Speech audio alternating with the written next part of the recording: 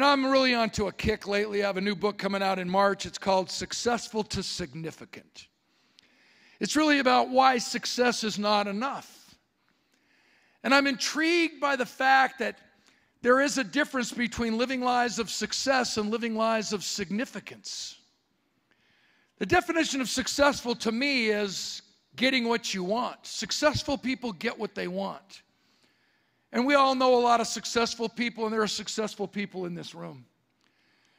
But living a life of significance is wanting what you get. May I give you an example? Played football with a guy 6'8" tall, 285 pounds, bench pressed 500 pounds, ran a 4.6 40-yard dash, and was a second-round draft pick into the National Football League by the Philadelphia Eagles.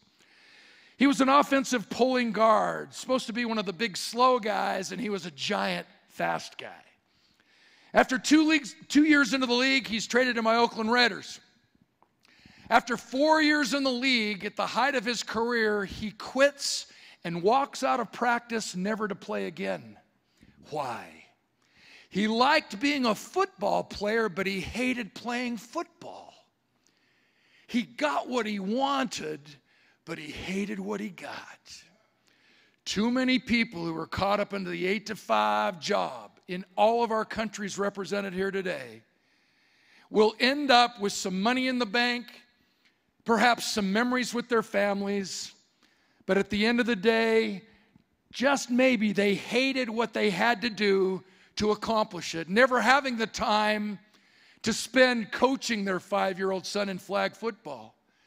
Never having the time or the means to leave your homes, to leave Ghana, to leave Jamaica, to leave Hawaii, to leave our states, to leave wherever we've come from for this convention, to come here and associate with individuals who will remind us that we can become all that we were born to be. You have made the right choice in an entrepreneurial, home-based business, multi-level marketing. It's all the same to me.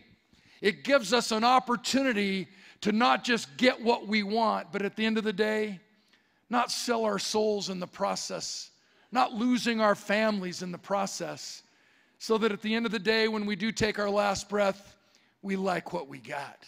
In fact, we love what we got. I've had an opportunity to do some pretty crazy, cool things in my life. And with all due respect to flying every fighter jet in the U.S. military and all the bombers and racing cars at Nürburgring in Germany and carrying the Olympic torch and having some pretty extraordinary opportunities, the coolest thing so far was on October 23rd when I had an opportunity to go up into space.